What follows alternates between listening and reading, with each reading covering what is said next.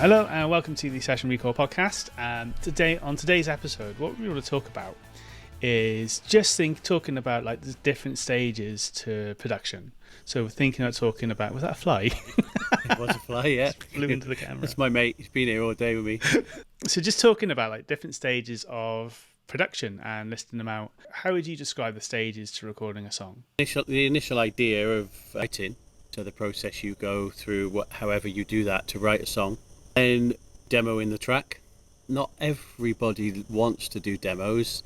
To some people, the demo is them sitting and playing it on a piano or an acoustic guitar, or the band getting into a rehearsal room, not wanting to record it as a demo because of demoitis and things like that, and not wanting to kind of get too attached to something.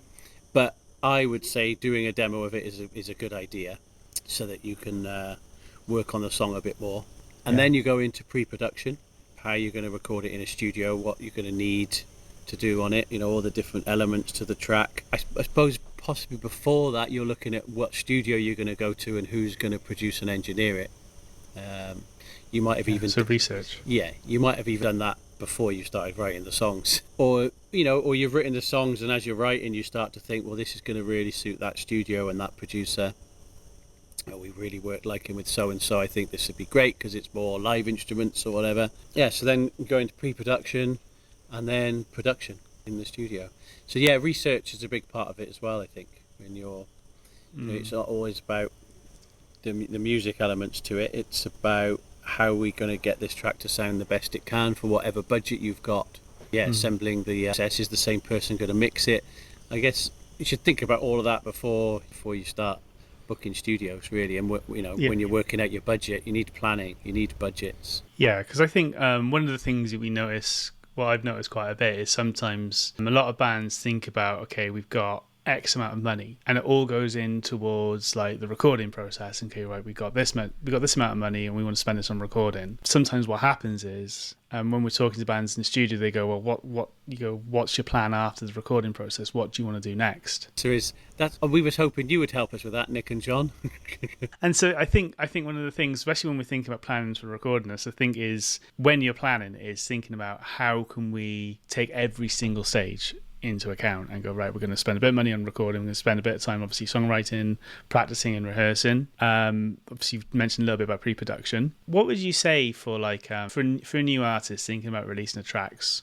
Would that differ from like more established acts when it comes to promoting their music or their work? Yeah, it would be, because I think established artists have a focus on existing fan bases, whereas a new artist doesn't have that existing fan base, so they have to build that. So a lot of focus is building that fan base first of all, whereas I think when you're established artists, you want to build a new fan base, but you also want to really sell to your existing fan base, because they're the people who like the band and are going to buy what you're putting out. So it is a slightly different approach. The kind of platforms are the same. You want to get to radio, you want to get on good playlists, get radio play, but obviously an established act might be going for national radio, whereas a new act might concentrate on regional radio to start with. So the elements are the same, but the approach is slightly different. And it is slightly different for every artist, no matter how established you are anyway. Every campaign should be a bespoke campaign for that kind of artist. I suppose like one of the benefits, one thing I try to tell bands is, okay, what's your goal? What do you want to get out of this at the start of the process? So we're thinking about like the recording and thinking, like, we want to go into the studio. So, well, what do you want to do at the end of it? One of the bands we had in recently, I said, well, where do you see yourself in about a year's time? Oh, I don't know. Maybe some gigs. Yeah. It's like, well, try and be a bit more ambitious.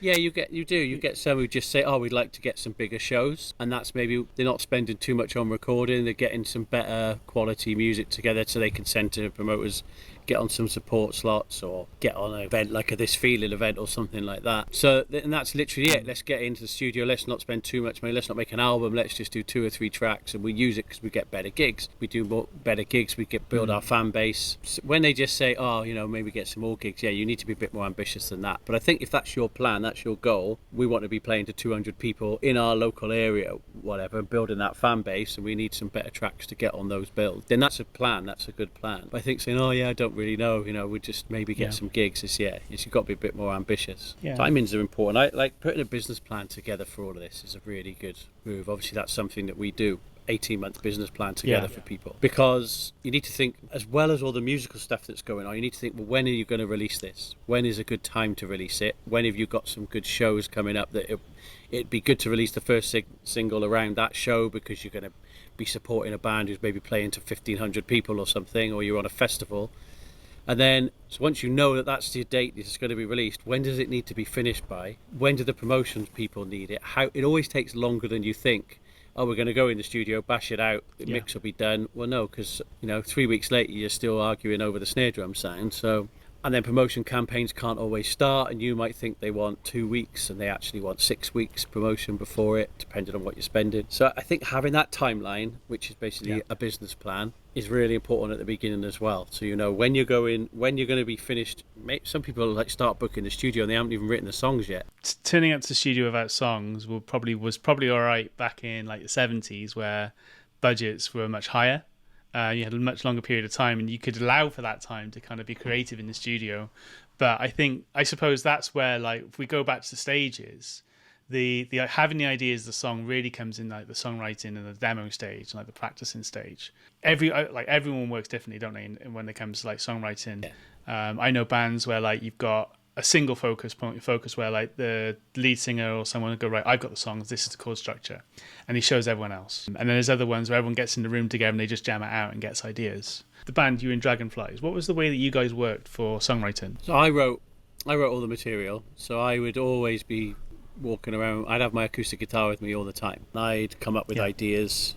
Sometimes it was the riff or the chords would come first, and sometimes I had a little lyric book, so I was always writing things down, observations, or that was an interesting story. So sometimes it was the lyrics that came first, and I would sit and write. And I had tons of songs, and I was always writing songs, and then I would start to condense them into let's do that one, let's work on that one, and then I'd take them into the rehearsal room, play them to the guys, and they would come up with their bits and try this and try that, and we'd pull the arrangement about a bit, and then they'd say, I'm not really feeling that song or whatever, but the chorus is great, and then we might steal a verse from one song and a chorus from another song, and we'd kind of do all that in the studio together, which is, I see that as kind of songwriting and pre-production really. So we would do all that, and then I would record the track in our rehearsal room just on back then on a 4-track on my Tascam. We'd record that, so we had a demo of it, and everyone could start learning, and I could start working on harmony parts for backing vocals, because I'd be doing all the backing vocals. Johnny could really learn vocal melodies and timing, and then me and him might get together with an acoustic guitar and mess around with the timing a little bit. So that was kind of how we did it most of the time, but other times, because we had a lot of studio time, we had our own studio as well after it, we had a lot of studio time in Rockfield because we were signed to the Rockfield label. So I guess when we had all that studio time, we started to write in the studio. But they were still ideas that I'd came up with outside of the studio, but I would bring them in their raw form, just an acoustic and a vocal.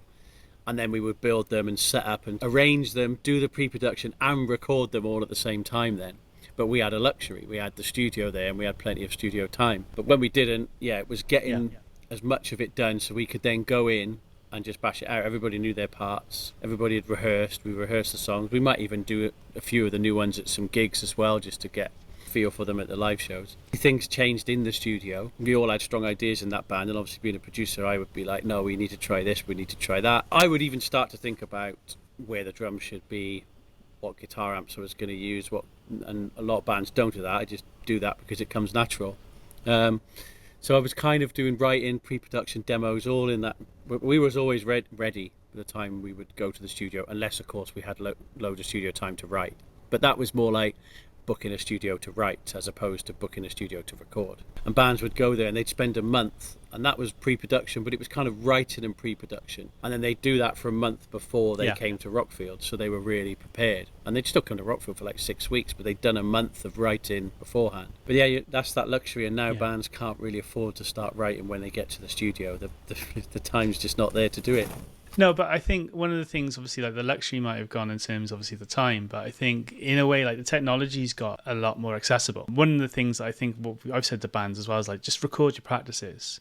you use your phone, because the mic on the phone's great, and it'll pick up everything that you kind of need to hear it. So if you can just balance the recordings in a practice room, say like Music Box in Cardiff or like Pirate Studios anywhere, like if the room's treated and like everything, you can kind of hear everything pretty well, as long as it's not too loud, like, and you don't end up with like just white noise, that can be good enough to send as demos. Yeah. I think one of the things I think people worry about is that they think, right, for my demos, I'm going to produce everything at home, I'm going to record it in Logic or Sonar or Pro Tools. It doesn't always need to be that. And I know that there's a lot of musicians where the technical side or the computer side of things they may not be up to speed on. So just using your phone and recording a demo and just having everyone play together can be just as important. And like sometimes, like some of the best songs we've recorded have been demos. And one of the things I think the benefits from doing that is you don't get too attached to parts or structures or sounds and stuff. So you touched on a little bit already about like pre-production. Is pre-production always vital? Not always vital. Like bands like Thunder, it's all done. It's written, it's demoed. There's no point going in and doing pre-production. The pre-production has been done by Luke in his own studio writing. And there's other bands that just haven't got the budget for it, and you have to decide, have we got budget for pre-production, or do we need to use that budget for recording? Otherwise there's just not enough time. And you do pre-production, so how I would do that then is I would get the band set up, get the sounds, would have heard a demo, and then sort of know what kind of sounds I want to go for, and then we would do pre-production. I would get them to run through the song, and over the first few run-throughs I would be changing tempos, maybe saying let's try this, let's cut that bit out, or you need to add this in here, change that chord for that chord, getting the drummer to play less cymbals, getting the drummer to do less fills, getting the drummer to play with a bit more dynamics, getting the drummer to not go too mental too soon, getting the drummer to maybe get rid of some bass drums, getting the drummer to maybe get it's a lot of work with the drums. It's one of those things though, isn't it? Like the drums become the foundation of like it's normally the main starting point, isn't it? And like you've got to get a solid foundation to the song. And if the drums are wrong, it can throw everything off. If they're in a rehearsal room and it's all very loud and no one can really hear themselves, they don't really hear that the bass drums maybe not falling in the right place, or that they're playing too much bass. Nobody's really heard that until you're in a studio and you're like, oh yeah, that bass drum shouldn't fall there, or there's too many bass drums going on, or we should have tried this, and making sure there's the dynamics, whether you're going to go to the crash cymbal for every chorus. I mean, that's in a rehearsal when everything's loud and everyone's competing, that's fine. But in a studio environment, it doesn't necessarily need to do that, because there's other things that you can use for the dynamics and doesn't have to fight so much. So, yeah, I'm doing all of that while we're recording. Naturally, if I hear something, then we work on it. Doesn't always, you try it. You don't know if it's going to work out, and you try it. And you're not saying how you say it should go. It has to be the way it goes. It's a democracy, so everyone kind of gets to try it and hear it in the studio, maybe come into the control room, listen back, and if everyone else doesn't agree and doesn't like it, then we don't go with it. If we're split 50-50, then we get the final say, because someone has to, otherwise you'd be there going round in circles forever. But yeah, we're going back to the demos. Yeah, like you say, sometimes on a phone is enough, because we're only listening for the song and the arrangement really, and the melodies and the hooks. And when we get these demos that are done by maybe bedroom producers, no, I'm not saying that they're not good producers or good bedroom producers, recorded all the demos at home, the drums are programmed, everything's there, and it's all pristine, and then you're saying, oh, how long did it take you to like put that together? And they're like, oh, about 3 weeks. And then I spent a couple of weeks mixing it. And you're like, right, well, you spent 5 weeks on the demo, and then you've booked half a day to record it in a studio. And like, although by recording the demo they've ironed out, they've done the pre-production, so a lot of the parts are right and the arrangement's right, and we know what guitar sound, and everybody knows what they're going to play, which speeds the whole process up. You're trying to compete with something that's taken 5 weeks in 5 hours, and it's hard sometimes to kind of match the sounds. And you get all this thing like, oh, the snare doesn't quite punch as much as on the demo kind of thing. It's like, well, you spent 2 weeks mixing it on the demo, now you want to spend 20 minutes on the drum sound, and it's not always magic like that. So yeah, the demo thing can be a curse sometimes, as well as a lot of help. Yeah, because sometimes when the demos do work, you've got arrangements like mapped out, or like there's like a tempo map done ready to go, which you can import using MIDI, or like they've got like pads or something which can just be dropped in. You go, right, just export that out for me and I'll use that. There's no point wasting time. So it can be great for time saving. Because I came up maybe like the next stage with my band and stuff. What we used to do is like I used to record the demos at home, but I was very aware that like I wasn't great at what I was doing, but it was enough to go, right, here's the guide tracks, here's the tempos. If there are any changes, I go, right, the chorus is 2 BPM faster, the verse is maybe 1 BPM slower, and then here's like we got a slowdown at the end. But it was really just to save time with like guide tracks because I couldn't be bothered recording.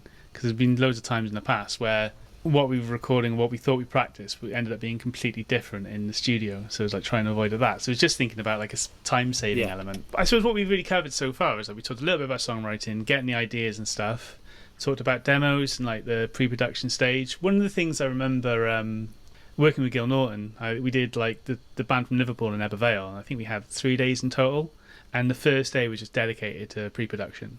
He was right, we'll get all the sounds up as you said. Get all the recordings, so we like we're sound checking and stuff. And then what he always does is he always just makes sure, like even if it's like a short session, it's like he'll sit in the room with the band and everyone plays live together, and he listens to the song. Yeah.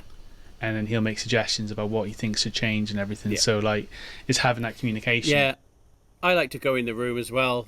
I think it's just better, isn't it? Like when you're in the room, and that's why I quite like an actual pre-production session where you're not in a control room and the band are in a studio. Maybe you're just in a rehearsal room. It's communication. It's immediate, because even when we're in the studio, you've seen me. Yeah, you don't have to press a button. Yeah, we're in the studio, and what I tend to do is, even though I could talk to them through the talkback, I tend to run into the studio and talk to them about the ideas. Come on, Ron. Ron's getting down now, John. You've had enough talking pre-production, haven't you, Ron? There's sometimes, I suppose, like there's 3 stages to recording that we can kind of talk about, which is recording, mixing, and mastering. Yeah.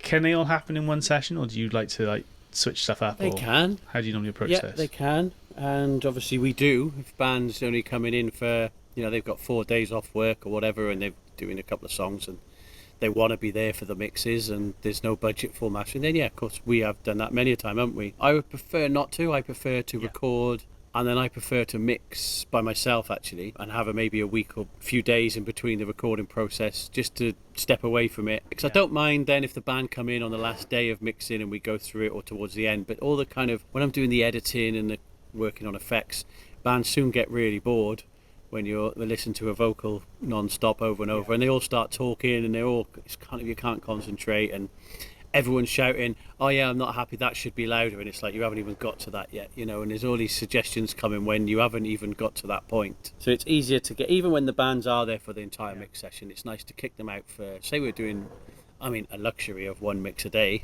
it's nice to kick the band out, or tell them if you're in Rockfield or whatever, then go and do whatever you want, stay in the accommodation, and bring them in later on when you're ready to play it back to them. Yeah, you mentioned about that, like the beta band, and you said like they'd go off and they come back in at the end and make a couple of tweaks to just leave you to it. Yeah, because there was a lot of stuff to sort out and a lot of housekeeping, as we call it. So there was a lot of that to go on, and the bands need to sit through that. Or if you're tuning vocals and things like that, do they need to hear that going over and over? And or you might still be doing a bit of comping at that point in the mix time. They don't need to hear any of that really.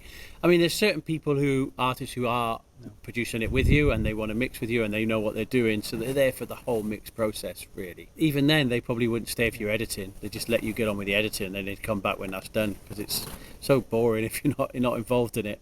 I would prefer to have a separate mix session, and then I would prefer to master it or send it off for mastering afterwards as well. I'd prefer to split the sessions up. In terms of mastering, how would you describe what is happening in the mastering process? Nobody knows, John. It's a dark art. It's magic. Nobody knows. All we can do is make something up and hope that that's right. You send it to a person, and he has a button, and he presses it, and it becomes mastered. That's what I know. You don't even know if that person's real anymore. Back in the day, when I was in my youth, when I was able to attend mastering, when they would fly you to New York for mastering, back in those days, so you would attend, you'd take the tapes with you, you knew that person was there, but they existed. Well, now you have no idea if that person's mastering it, if that person exists, who's actually mastering it, who is mastering it. Is it them? Or is it or is it the new guy who just started last week? Who's mastering it? No, so the mastering process, really important part. I like to send, like most of my bigger productions go off to for mastering, usually with Pete Mayer, who's amazing, but we use other guys as well, but mainly Pete. So sometimes we may be too heavily involved in a project that we don't want to master it. That fresh set of ears, someone like Pete who can just instantly hear what's wrong with the mix, or what it needs and what it doesn't need, affirmation that it's all as it should be, so nice. Sometimes it's nice to send it away and not have that responsibility. I kind of see the two elements for me of mastering is the musical side of it, where you're listening to it and going, oh, this could do with punching a bit more, it needs to, hit harder, or it's really bright, or there's some really annoying frequencies, or there's some sub stuff that doesn't need to be in there. It's a bit muddy. So sometimes it's a bit fault finding. You're kind of fixing things. Other times there's nothing wrong with the mix. It sounds great. So then you're kind of not really doing anything musically. Then you're going into the technical aspect of it. What level is the mix at? What does it need to be at? All the codes, the coding on there, the labeling, the PQ sheet, all that stuff. So there's like two elements to it, the musical side and then the technical housekeeping side of it. Piling the song. So sometimes there's a lot of stuff to do. We'll master stuff, and sometimes you'll spend the whole time fixing something musically, making it better, and fixing the problems within the mix. And then you'll do all the stuff that you need to do, the compiling, putting it in order, making sure the gaps are right, making sure it's labeled, the codes are in there, creating the DDP master. And other times we're doing very little musically and literally just compiling a DDP and making sure that info is correct, making sure you've got all the right info, all the labeling's correct. So for an album, obviously that side of it takes a lot longer, compiling it, getting the gaps right, making sure the flow of the album is right, the levels between the tracks. So there's a musical aspect and there's that technical aspect. So I don't know, like your preferred method, whether you do it, whether you'll kind of mix those two, or whether you do all the music side of things and then do the kind of technical side of it afterwards. The way I kind of describe it to people is mixing is like you look at one song at a time and you're bringing, like, say you've got like 40, 50, 60 individual tracks and you're bringing them down to a stereo file. The mastering stage is like you go in, right, here's the 10 mixes and we're trying to make that one coherent body of work. So you're trying to make sure they're all the same, similar loudness level. And I think Bob Katz in his book says in mastering, like the goal for mastering is that the listener doesn't have to reach for the volume knob and turn things up or down, and that's part of it. And that's like, the dark art is like, it's obviously they're focusing on the stereo image. The musical file, and making sure everything's kind of consistent. And so you're not like, and it's almost like quality control, isn't it? Where like it's quite nice, as you say, sending stuff to Pete or someone else to pick up on stuff that you might have missed out on and go, oh yeah, there's a build up in this song in like 220 because you're playing in the key of C and it's A minor or something, or there's a build up of a certain frequency, and then they can kind of fix that because they're fresh to it. And like they have that, a mastering studio is more equipped to deal with those issues than a mix studio or recording studio. They have the tools to the monitoring, the ears, the tools, the outboard to deal with that. If you go into a decent mastering place, they've got amazing compressors, amazing EQs, mastering software they're using. So you hope you're not trying to fix a mix, but sometimes the mix is right, but the band have decided last minute that the vocal needs to pop out a bit more, and all that can be done on mastering. When you're using the stereo width and you can EQ it in there and bring up the center, things like that. Or maybe it's the guitars need to pump a bit more and they're in stereo, so that's nice and neat. You can bring up the sides. There's things you can do. Obviously in the mix that's a lot easier because you've got everything, as you say, stemmed out, so it's a lot easier to do. But that kind of stuff still can be done in mastering, but we're hoping not to do that. We're hoping to get a nice balanced mix that we're just checking the overall frequencies are kind of where they should be. Does it hit where it needs to hit, that kind of thing, and then, like you say, making it sound uniform so it's a body of work. Sometimes though, with that, it's a collection of singles. You're still trying to get the levels the same on the singles, but they're not going to be on they're never going to be on the same CD or anything, but they might be on the same playlist, obviously. So they'll be one after another. So you still need to kind of make them uniform. But an album, I always like to switch between tracks, go back and forth after I've mastered them, and go back and just kind of get a feel for how the overall album's sounding. And then when you're doing gaps, you're listening to things like tempos so that you get the gaps right, whether it's a fast song coming next or a slow song coming next, and whether you've had a big epic track that you just need that little extra breather before you hit the next one, or whether it needs to come straight in and smack you in the face straight away. But obviously, as we know, John, all this is just made up stuff because no one really knows what it is. There is a whole stage, I think, now, especially with like streaming platforms, isn't it, where like you don't really see that end of the work where like you're listening to the end of the song and the start of the next one, and then you're thinking, right, when's the next song starting? And like with the CDs, you see a countdown, didn't you? Like the -1, -2, -1. It might always be different. That was something that like I think does get lost a little bit now. People don't really think about it. But I remember like going when I used to go 10 mastering. It was one of the things that we do is like, right, when do we think it's going to end? Everyone like kind of tap or like say no. I love all that, and I still do that when I do albums, even though, like you say, it's not necessarily going to be listened to as a body of work, and people have They can change the settings of how they listen to music, whether tracks fade in and out, whether they set a 2-second gap themselves. So all your little work into making sure those gaps are right, really, a lot of the time have no, have no benefit at all, the work you've put into that, unless someone's sitting there listening to an entire album.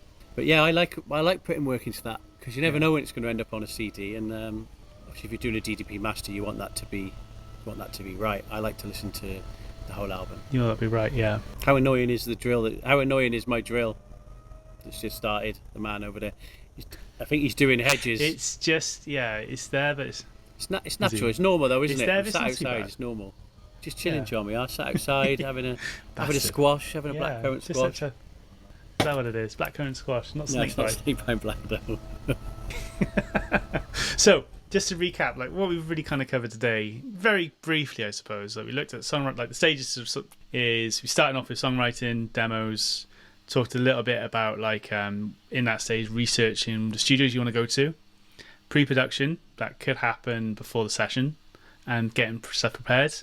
Talked a little bit about recording, mixing, and then mastering.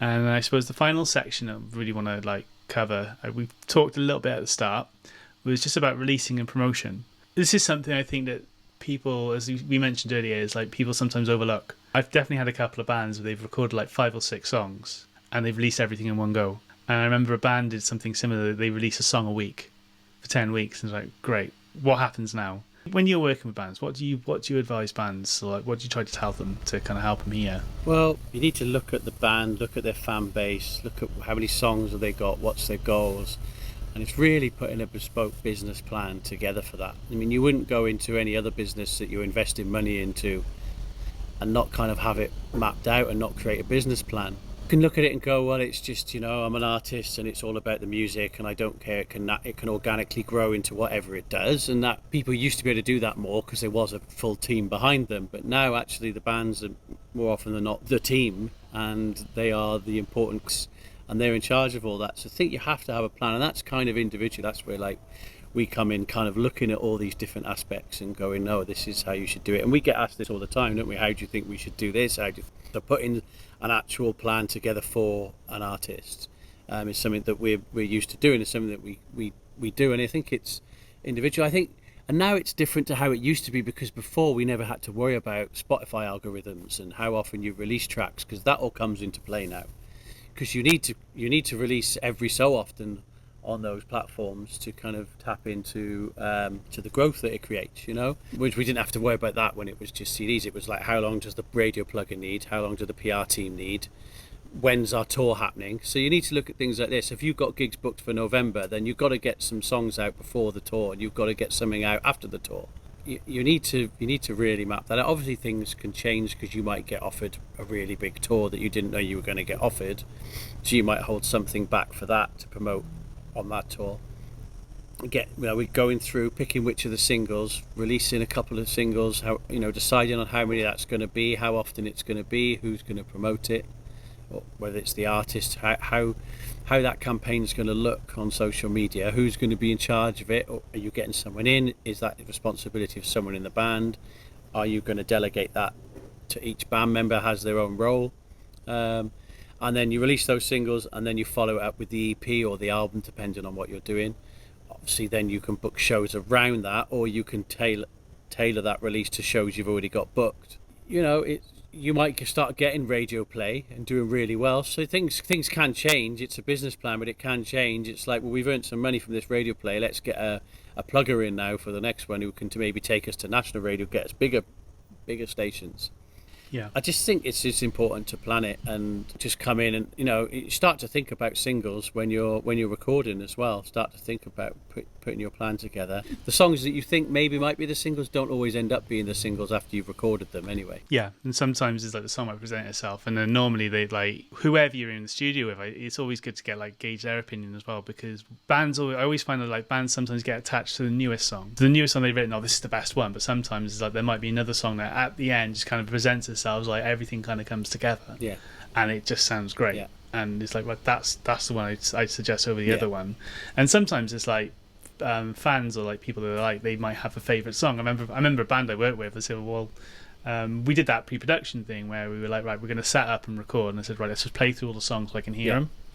And then we went through them and said, okay, I think we got 3 of the songs. We got one more we're going to do, but I don't think the ones we've got, there's room for something else. And then one of them went, well, all our friends, all our fans like this song, and they played it. It was like, why haven't you done that one? That's like the best one. That's the one that became It's always single. one of those. Oh, we hate that song. We've been playing it years, you know, and it's we hate that one. Our new songs are much better, and you're like, no, they're not. That's the one. Yeah, that is sometimes I've seen it so many times. Well, like loads of people gone, that's the song. It's like why have you got rid of it? And it's Have that the latest song that they've written is their best song. The new song that they've written is their best song all the time. When bands say we have 20 songs, but we know which 10 we're going to do, I quite like to hear the other 10. I like to hear all 20 because you know they need an objective view to it.